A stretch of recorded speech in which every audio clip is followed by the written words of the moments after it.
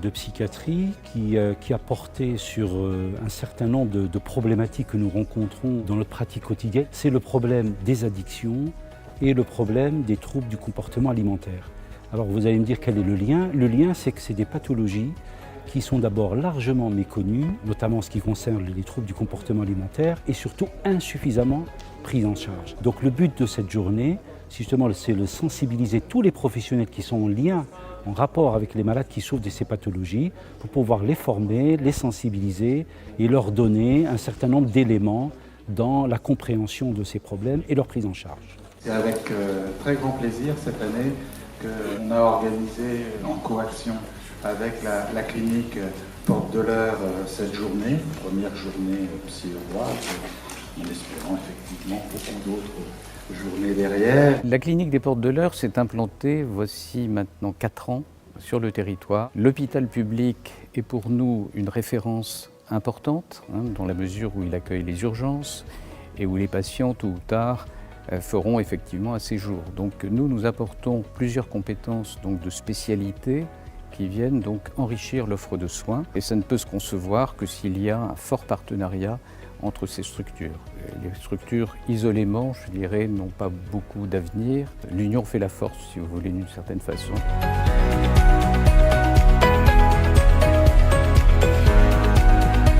Ce programme est extrêmement dense et surtout, il s'appuie sur des gens de grande renommée, de grande qualité. Il s'agissait aussi, à travers eux, d'avoir les dernières mises à jour concernant ces problématiques-là et qui nous disent un peu quelles sont les orientations actuelles en matière de santé pour les addictions et les TCA.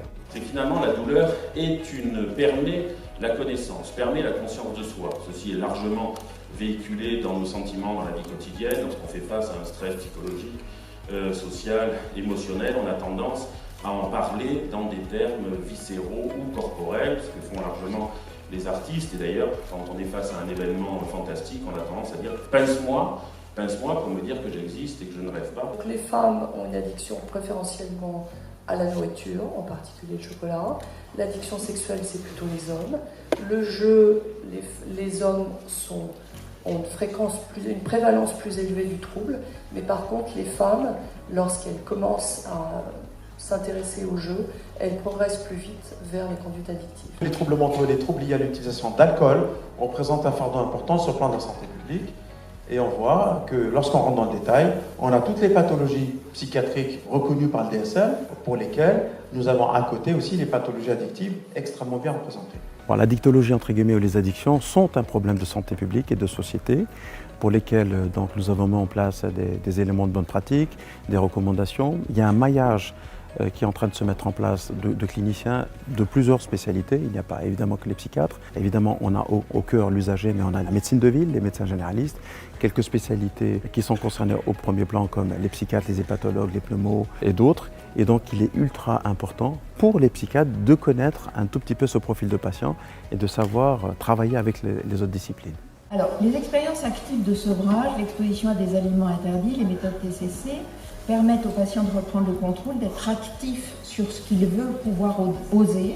Il y a aussi les boulimiques programmées à la clinique Jouvence qui sont assez intéressantes. Jouvence près de Dijon, ils proposent des choses comme ça qui sont vraiment un traitement des boulimies intéressant. Au niveau national, il y a un gros travail qui est fait actuellement par la Fédération française anorexie-boulimie avec tous les acteurs de soins au niveau des TCA pour essayer de cartographier l'offre médicale. Ce qu'on voit globalement, c'est qu'il y a une inégalité territoriale qui est très importante, qu'il y a un manque de soins structurés et qu'il y a un besoin de structurer ces filières de soins en termes géographiques et en termes de multidisciplinarité avec des intervenants isolés entre psychiatres, nutritionnistes, psychologues, etc. Comment aujourd'hui on peut se coordonner entre nous pour pouvoir améliorer la qualité des soins et pour pouvoir améliorer la qualité de vie du patient. Et aujourd'hui, nous avons besoin de ces regards croisés et d'être en cohésion avec tout le monde. Donc une journée comme ça nous permet de faire cela. Il faut recueillir leurs éléments de parcours de vie, évaluer les différents domaines du fonctionnement avant la maladie et qu'est-ce qu'ils espéraient, vers quoi ils espéraient aboutir, y compris pour la famille, puisque la maladie va brutalement briser, ou pas brutalement, briser la trajectoire qui avait été conçue bien avant peut-être même la conception de cet enfant qui est devenu un futur jeune schizophrène.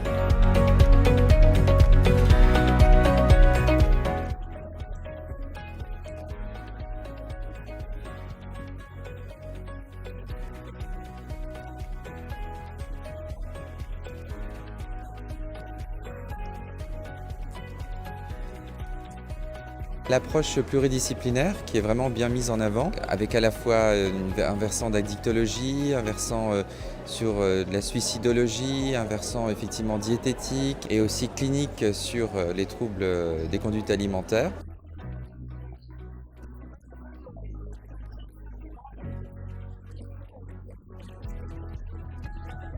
Cette occasion de nous voir tous, de discuter, de partager. On est souvent dans nos bureaux, nos services et on a rarement l'occasion de nous voir. Et donc on a beaucoup partagé autour du patient. La santé mentale, plus on en parle, plus on déstigmatise, plus les professionnels se sentent à l'aise avec le sujet, plus ils ont envie de participer. Et ces événements-là permettent cela. Cela nous encourage à répéter ce genre d'événements et on s'engage en espérant qu'on arrivera à relever ces défis, que ces rencontres deviennent annuelles et régulières et toujours en partenariat entre le Nouvel Hôpital de Navarre et la clinique des Portes de l'Eure.